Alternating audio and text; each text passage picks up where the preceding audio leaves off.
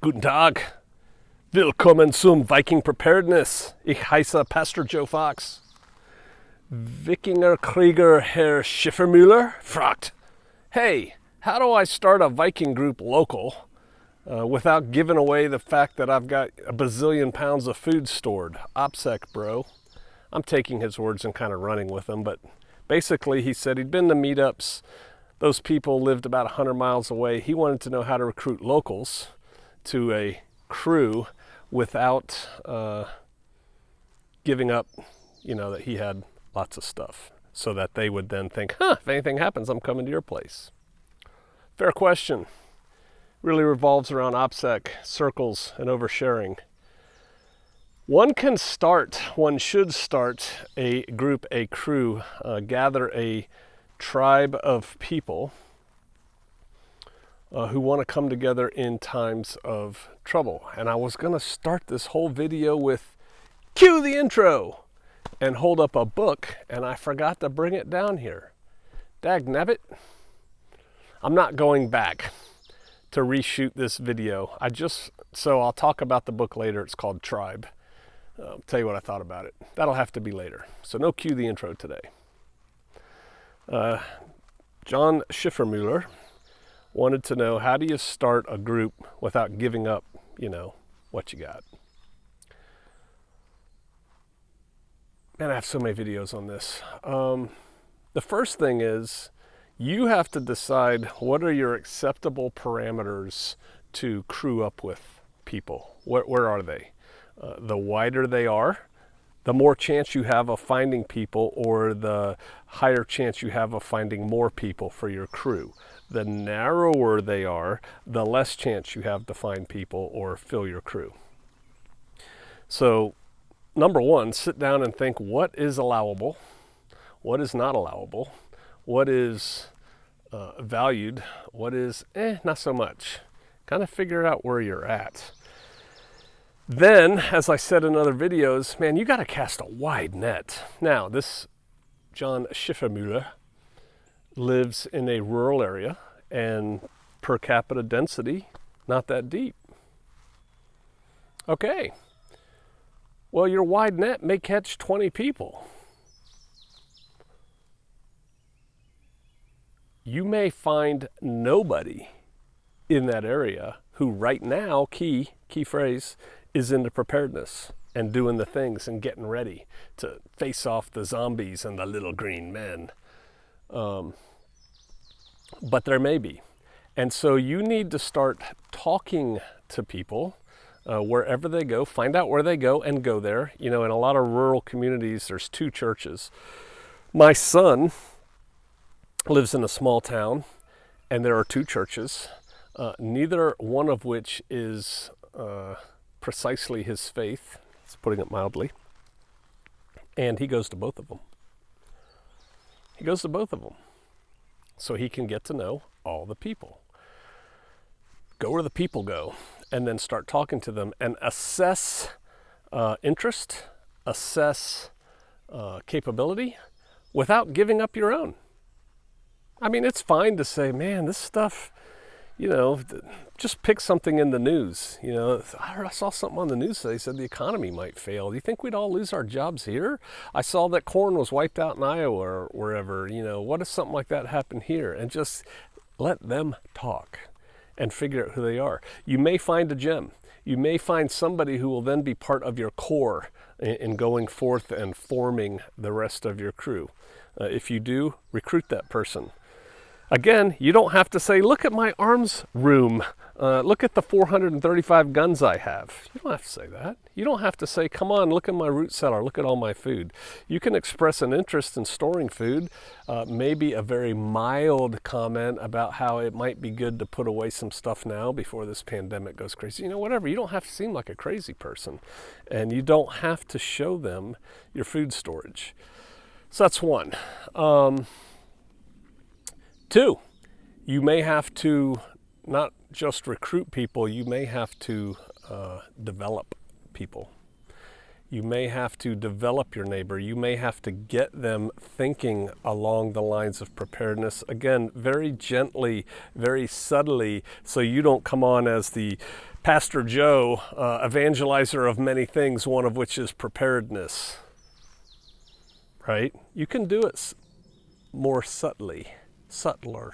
I don't think that's the correct use of the word, but you can do it in a subtle manner. And you can do it a lot more subtly than I do it. I have thought through what and how I do what I do, and that's me, but that doesn't mean that's you.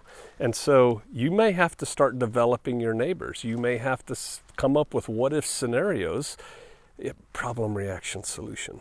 Present them with a potential problem, see their reaction, and then suggest a potential solution. And get them thinking like you. But the first thing you're gonna have to do is establish rapport.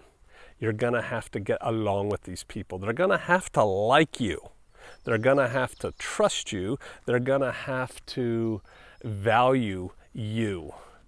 You need to make them like you before you're gonna teach them anything. Oh yeah. So some of us, I don't know John Schiffermuller from Adam. Could be the most gregarious guy in the world. Could have 1,000 friends. Could be a loner living in a cabin all by himself. I'm picturing the Unabomber guy in a hoodie with dark glasses. Looks kind of like David Koresh. John, dude, I'm just teasing you, man. I don't know you at all. But honestly, if you're going to recruit people in a rural area, become the good guy. Become the neighbor everybody likes. Become the guy people start turning to. And that is all on you to do that. It's not on them. You can't say, oh, these people don't understand anything. Well, okay, so what are you doing about it? What is one doing? I'm just using John Schiffermuller because he sent me the message as a springboard. Again, I don't know him from Adam. The Shofarians all come from other places. We're not from around here. And we are very cognizant of that fact. We have worked hard. We have worked with a sense of purpose, with direction to befriend, to establish rapport with the people in the circle around us. And we've been pretty successful. We've turned enemies into allies. Oh yeah, long stories that I probably won't go into here. But we try really hard, and I mean it, we try to get along with everybody, and not just to get along, but to make them appreciate our greatness, to make them think, yeah, those guys are all right. They're weird, all their guys have beards and, blah, blah, blah. But they're all right. They helped me do things. They helped me get this dead tree out of my yard. They helped me fix this. They towed this. They gave me this. Dun, dun, dun, dun, dun. We try hard. And as far as turning them into a crew, one, we don't have a need to. We have a crew. So there's that. But if it was just me here, I would do what I do. And I would turn them into a crew. And again, the very first step is to find out where they're coming from. Listen more than you talk. Go where they go to do that. Strike up a relationship. And then start getting along. Start making yourself valuable, and then, dare I say it, invaluable to them by doing the things, helping out, being a good servant. Servant leaders, right? Looking for ways that you can assist them, being kind and considerate. If you haven't read the book, How to Make Friends and Influence People, you should read it. Written a long time ago. The concepts in it are still sound. And especially to people like me, when I first read it, and I had to read it, it was a job assignment. I thought it was a bunch of butt kissing and not being yourself. What is yourself? What are you trying to do here? You're trying to get people on your team. You're trying to get people to do something you want them to do that they may not on their own do. Doesn't mean they don't want to do it. It does kind of mean they don't want to do it. Right now, they don't want to do it. They don't have a desire to do what you want to do, which is form them into a crew and get them to start preparing and storing food and like everything else. And so again, for a lot of people, you're going to have to educate them, and you're going to have to do it slowly. You can't say, look at all my food. Once you establish the relationship, and again, I know what your goal is. Your goal is to form a crew of prepared people that are going to come together in times of trouble and, tribe up. You don't go straight at it. There's the camera. Don't go straight at it. You got to come around it. And so, if you look at the Shofarians and then we have extended relationships with other people, the other people too, we look for ways to get together and do things, to go out of our way to assist each other, to be cool to each other. And then the more you do that, the more you like each other. I mean, you just get to know each other on a genuine level, and you're like, those people are all right, man. They're cool. And so you're going to have to do that relationship and then slowly start interjecting things once they trust you, once they value what you have to say. It's like, hey, all that corn in Iowa's going out. I thought maybe I'd buy some. They sell it at the TSC for $7. I'm going to go get a bag. Do you want one? Well, I wouldn't know what to do with it. It'd probably just sit there in the corner so long it'd get full of weevils. Well, I saw something on the internet where they said you can package it in like those shiny bags and put some kind of oxy absorber in there or something. I could look that up again, but supposedly that keeps bugs out and it only costs like an extra $2 or something. So anyway, you want a bag? I could probably look that up too. We could figure out how to do that. Well, that might be all right. I know another group, another mag, who has some hardcore serious people in it, and then has a lot of people who aren't hardcore or serious, but they're still part of the mag. And for whatever reason, I don't know I'm not invited into the inner circles, but a lot of them don't really store food. Problem, right?